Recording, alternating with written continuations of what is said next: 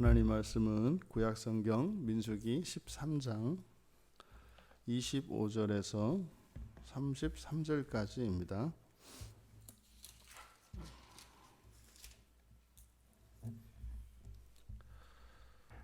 우리 같이 한 목소리로 함께 읽겠습니다. 40일 동안 땅을 정탐하기를 마치고 돌아와 바란 광야 가데스에 이르러 모세와 아론과 이스라엘 자손의 온 회중에게 나와 그들에게 보고하고 그 땅의 과일을 보이고 모세에게 말하여 이르되 당신이 우리를 보낸 땅에 간즉 과연 그 땅에 젖과 꿀이 흐르는데 이것은 그 땅의 과일이니이다. 그러나 그 땅 거주민은 강하고 성읍은 견고하고 심이 클 뿐 아니라 거기서 아낙 자손을 보았으며 아말렉인은 남방 땅에 거주하고 헤딘과 여부스인과 아모리인은 산지에 거주하고 가나안인은 해변과 요단가에 거주하더이다. 갈렙이 모세 앞에서 백성을 조용하게 하고 이르되 우리가 곧 올라가서 그 땅을 취하자 능히 이기리라 하나 그와 함께 올라갔던 사람들은 이르되 우리는 능히 올라가서 그 백성을 치지 못하리다. 그들은 우리보다 강하니라 하고 이스라엘 자손 앞에서 그 정탐한 땅을 악평하여 이르되 우리가 두루 다니며 정탐한 땅은 그 거주민을 삼키는 땅이요 거기서 본 모든 백성은 신장이 장대한 자들이며 거기서 네피림 후손인 아낙 자손의 거인들을 보았나니 우리는 스스로 보기에도 메뚜기 같으니 그들이 보기에도 그와 같았을 것이니라. 아멘. 외로운 보고와 두려운 보고, 이렇게 설교 제목을 정했습니다. 이제 이들이 정탐 보고를 하고 있습니다. 그간 약속의 땅인 가나안에 다녀와서 이제 그들이 보고 들은 것을 보고하고 있습니다. 이들의 정탐 기간을 40일이었다라고 이야기하는 것은 정탐하기에 충분한 시간이었다, 이렇게 이야기를 하는 겁니다. 뭐 우리가 이 다음에 세상을 다 살고 주님 앞에 설 터인데 그때 이제 아마 이 세상을 살았던 모든 사람들에게 하나님께서 충분한 시간을 주십니다. 단위의 시간의 길고 짧음과 상관없이 하나님의 자녀들에게는 하나님을 만날 수 있는, 그리고 정말 주님 오시는 그날에 영광의 부활에 참여할 수 있는 충분한 시간을 모두에게 다 주십니다. 우리는 이해할 수 없습니다. 뭐 심지어는 태어나자마자 이 세상을 떠나는 그런 너무나 기가 막힌 일들이 있죠. 하지만 그런 경우에조차 하나님께서는 분명히 하나님을 만날 수 있는 충분한 시간을 준다는 사실입니다. 여기에서 40일이라고 하는 이 완전수가 의미하는 그 정탐 기간은 바로 그것을 의미합니다.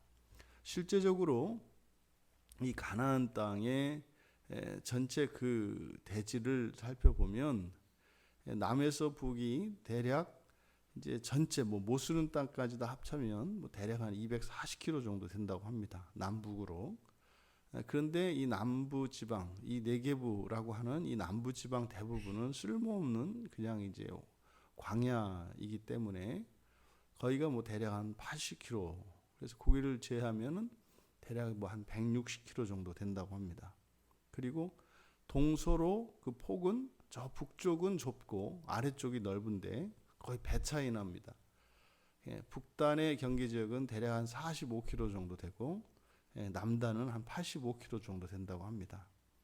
그러니까 장정들이 정탐하기에 40일이면 실질적으로도 충분한 기간이었다. 근데 이제 그들이 이제 정탐 보고를 합니다. 그래서 땅은 젖과 꿀이 흐르는 땅이다. 그리고 그 땅에 거주하는 거주민들은 아주 강하다. 그리고 그 땅의 성읍은 이제 견고하고 크다. 그리고 이제 또 하나 이제 아낙 자손에 대해서 보고를 합니다. 그리고 남방 땅, 산지, 해변, 요단가, 여기에 지금 뭐 민족들을 쭉 거론하고 있는데, 그러니까 모든 곳에 사람이 있다 이 말이에요. 빈 땅이 없다. 모든 곳에 있다. 그런데 이제 안악자손을 이야기하는 것은 이제 겁을 집어먹은 거죠. 그래서 모세가 이들에게 이제 정탐을 보낼 때 내렸던 명령, 그 가운데 이제 하나 빠진 것이 이제 지세와 풍세에 관한 것입니다. 그리고 담대하라고 하는 그 말에 대해서 안악자손에 대해서 이야기를 하면서 이들이 이미 이제 겁을 집어먹고 있는 것을 보여줍니다. 그런데 우리가 여기서 눈여겨볼 것은 앞에서 모세가 총론적으로 이들의 정탐에 대해서 실패한 것이었다, 잘못된 것이었다, 이렇게 이제 먼저 이야기했지 않습니까? 근데 이들의 지금 정탐 보고를 보면 그럴듯하다 말입니다. 실제적으로 모세가 내렸던 지시했던 내용들을 다 지킨 것처럼 보인단 말이죠. 근데 이렇게 정탐 보고를 한 뒤에 이제 그들의 의견을 제시하게 되는데, 맨 먼저 이제 갈렙이 자신의 의견을 제시하고 있습니다. 이건 이제 정탐 의견이죠. 뭐 이러이러한데 이제 갈렙은 올라가자는 겁니다. 그리고 나머지는 올라가지 말자는 겁니다. 그래서 이 두 가지 의견이 정탐꾼들 사이에 있습니다. 근데 갈렙이 올라가서 그 땅을 취하자라고 하는 것은 그 땅은 참으로 좋은 땅이고, 그리고 우리가 이길 수 있다는 겁니다. 이길 수 있다는 겁니다. 그러니까 갈렙이 이길 수 있다는 것은 뭐 그 땅의 거주민들이 뭐 약해 빠지고 뭐 이런 의미가 아닙니다. 믿음의 고백인 것이죠. 여호와께서 우리를 그곳으로 인도하셨기 때문에 여호와께서 이길 것이라는 것이지, 이것은 우리의 힘이 그들보다 세다, 뭐 이런 것이 아니었죠. 하지만 그와 함께 했던 이들은 31절에서 가지 말자고 의견을 냅니다. 가서 우리가 그들을 칠 수가 없다. 이유는 뭐예요? 그들이 우리보다 강하니까. 갈렙의 의견이나 나머지 정탐꾼들의 의견이나 틀린 거 없습니다. 갈렙도 이 사람들의 생각에 동의합니다. 무엇이요? 그들이 우리보다 강하다는 것은 인정을 합니다. 그런데 갈렙은 이길 수 있다고 생각을 하고, 갈렙을 제외한 그와 함께 했던 이들은 이길 수 없다고 생각을 하는 겁니다. 승패가 우리에게 있다면 이길 수 없는 거죠. 근데 갈렙에게 이 싸움의 승패는 우리에게 있는 것이 아니라 여호와께 있는 것이기 때문에 이기는 겁니다. 그러니까 힘의 우열에 있어서는 저들이 절대적으로 우위에 있는 것 당연하지 않습니까? 애굽에서 바듯 살아나와 이제 뭐 지정조차 제대로 뭐 갖추지 못한 뭐 이런 군대라고 하기에는 정말 오합지졸과 같을 수밖에 없는 이들인데 싸움이 되겠습니까? 하지만 승패는 이기고 지는 것은 여호와께 달려있는 것이죠. 우리의 인생이 그렇습니다. 우리가 만능일 수 없고 모든 것을 다 할 수 없습니다. 하지만 우리가 하나님의 뜻을 따라 우리 신앙의 양심에 벗어나지 않고 하나님이 기뻐하시는 길이어서 간다면 우리는 능히 이기리라. 왜요? 싸움의 승리는 여호와께 있기 때문입니다. 하지만 우리들 스스로 우리의 인생을 살아야 된다라고 생각하는 사람들은 이길 수 없지요. 내가 뭐 세상에서 최고인 것 같아도 늘 내 마음속에는 두려움이 있는 겁니다. 나보다 더 강한 자가 언젠가 나타날지도 모른다라고 하는 일말의 두려움은 사라지지 않는 것입니다. 바로 이렇게 이들이 그래서 올라가지 말자고 한 거죠. 게다가 이제 한 가지 빼놓았던 보고를 여기서 합니다. 그 땅을 악평하는 거예요. 그 땅은 거주민들을 삼키는 땅이다. 거주민들을 삼키는 땅이다. 우리가 가면 거기에 가면은 뼈도 못 추린다. 거기는 뭐 텃세가 얼마나 심하고 또 그 다음에 그 땅 자체가 지세가 아주 악해서 우리들이 가서 편하게 살 수 없다. 뭐 이렇게 얘기를 하는 거죠. 그거는 이제 자신들의 입장을 더욱 주장하기 위해서 하는 보고에 거짓 보고에 불과합니다.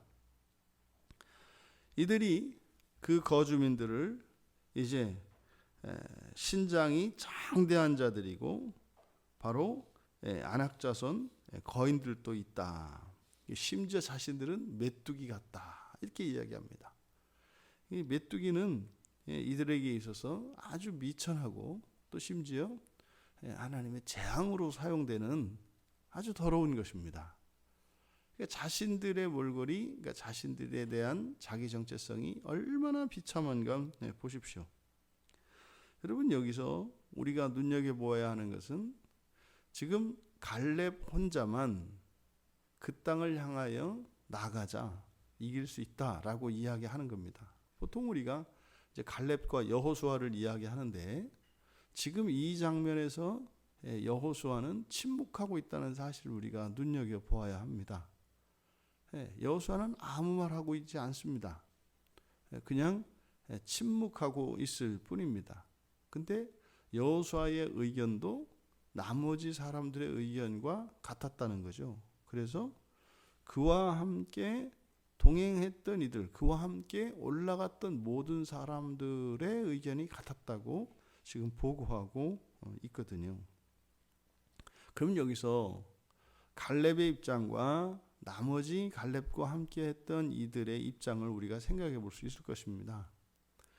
갈렙이 이 정탐 보고를 하고 자신의 의견을 낼 때 뭐 거기서 알았겠습니까? 이미 내려오면서 뭐 그때 뭐 스마트폰이 있습니까? 뭐가 있습니까? 그 베어낸 그 과일 가지를 나무에 끼워 매고 내려오면서 뭐 이 사람들이 무슨 얘기를 했겠어요? 다 얘기하지 않았겠어요? 야, 헤브론 가서 재밌더라. 야, 에스골 골짜기. 야, 진짜 뭐 포도가 기가 막히지 않았어? 뭐 이제 이런저런 얘기하고 뭐가 어땠고 이런 얘기를 했겠죠. 그러면서 그랬겠죠. 야, 그래도 여기 우리 가면 안 될 것 같아? 이미 이게 내려오는 도중에 이게 합의가 된 거죠. 그러니까 이게 뭐 그동안 얘기 안 하고 있다가 뭐 지금 얘기하기로 해서 말하는 이런 상황이 아닌 거죠. 40일이라고 하는 그 기간을 함께 지내면서 뭐 궁시렁 뭐 안 했겠어요. 생각들을 다 얘기했죠. 그러니까요, 갈렙이 이거 여차하면 안 되겠다 싶으니까 얼른 얘기한 거예요. 그러면 지금 함께 했던 이들과 다른 의견을 내고 있거든요. 이때 이게 쉽지 않은 거 여러분 아시잖아요. 두렵습니다. 굉장히 두렵습니다. 그리고요, 굉장히 외롭습니다. 이 두려움과 외로움이라는 것은 홀로 되었을 때 아무리 진리의 편에 선다 하더라도 요 두 가지 감정은 항상 있는 겁니다. 이건 마찬가지죠. 그렇게 이야기하지 않는 다른 이들도 이들이 올라가지 못하는 이유가 무엇입니까? 두려움이에요. 가면 질 것이라고 하는 두려움. 가면 질 것이라고 하는. 하지만 갈렙에게 있어서 두려움의 대상은 하나님이셨죠. 이러면 안 되는 거죠. 가야 하는 거죠. 사실 이들은요, 가나안 땅에 정탐을 다녀왔을 때 어떻게 어디로 언제 갈까를 결정하기 위해서 보낸 것이었지, 갈 것인지 말 것인지를 결정하기 위해서 보낸 것이 아닙니다. 이스라엘의 정탐은 이미 가기로 정해진 것이고요. 어디로 어떻게 갈 것인가를 알아보기 위해서 이들을 파송했던 거예요. 그런데 문제는 여기서 이제 갈 것인지 말 것인지를 결정하고 있다는 겁니다. 우리가 하나님의 편에 서고 진리의 편에 선다고 하는 것은 반드시 그런 두려움과 외로움을 동반하게 되어 있습니다. 여러분, 하나님 편에 선다 그래서 언제나 확신에 차 있고 언제나 기쁨이 넘치고 그냥 담대한 거 아닙니다. 우리의 마음속에 이런 두려움과 외로움은 하나님을 따라가는 그 길에 큰 방해가 됩니다. 우리의 내면에서요. 그리고 우리 환경에서는요, 반대하는 세력이 있다는 뜻입니다. 그러함에도 우리의 내면에 우리의 마음이 어떠할지라도 또 우리의 환경이 얼마나 불리할지라도 우리들은 오직 하나님께서 명하신 그 길을 향해 가야 합니다. 하나님께서 우리에게 명하신 그 땅이 어디입니까? 하나님 나라입니다. 그래서 주님께서 이 세상에 오셨습니다. 이 땅에 곧 임박한 그 하나님 나라가 우리로 하여금 회개해야 될 필요를 제공합니다. 그 나라를 향해서 나아가고자 할 때 반대가 있습니다. 예수님이 그러시지 않습니까? 그 길을 가는 사람들은 극히 적다고요. 결코 많지 않습니다. 많지 않습니다.